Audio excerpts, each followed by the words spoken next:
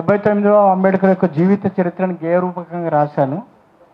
అందులో ఒక పాట, ఇది కూడా దీనికి సంబంధించింది.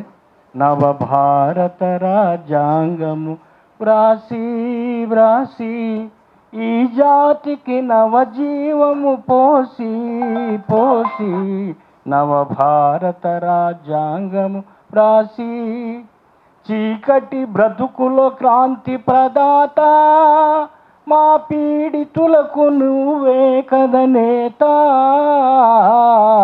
నవభారత రాజ్యాంగము రాసి కుల రాక్షసి కోరలలో నలిగిపోయినా, బలహీనుల రక్షించిన వీరయోధుడా, అస్పృశ్యత అడుగున అనగారిపోయినా, అభాగ్యులను ఆదుకున్న వీరయోధుడా, తరతరాల చీకటి తెర తీసి, తరతరాల చీకటి తెర తీసి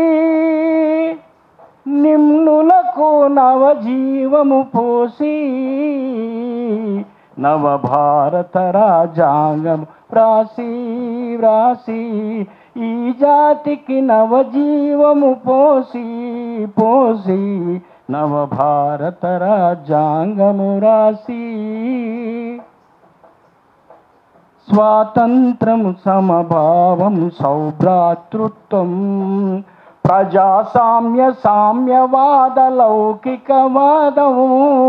స్వాతంత్రము సమభావం సౌభ్రాతృత్వం, ప్రజాసామ్య సామ్యవాద లౌకికవాదం. ఒకే జాతి ఒకే మతం ఒకే నినాదం అని రాసిన రాజ్యాంగము మనకిచ్చినది. నువ్వు రాసిన రాజ్యాంగము ఆనాడప్పుడు, నువ్వు రాసిన రాజ్యాంగము ఆనాడప్పుడు, ఈనాటికి జరగక పాలకులుండ్రు. నవభారత రాజ్యాంగం రాసి రాసి ఈ జాతికి నవజీవము పోసి పోసి, నవభారత రాజ్యాంగము రాసి. ఒక 20 ఏళ్ల క్రితము ఈ యొక్క రాజ్యాంగ పరిరక్షణ యాత్ర అన్ని తెలంగాణ రాష్ట్రంలో చేయడం జరిగింది. దాన్ని తిరిగి 7 తారీఖు కళామండలి పుట్టినటువంటి సెప్టెంబర్ 7 నుంచి తిరిగి దాన్ని చేయడానికి మేము మా కళామండలి నిర్ణయం తీసుకుంది. అందుకు మా రమేష్ అన్న కానీ పెద్దలందరూ కూడా సహకరిస్తానని తెలియజేసుకుంటూ ధన్యవాదాలు. Thank you very much.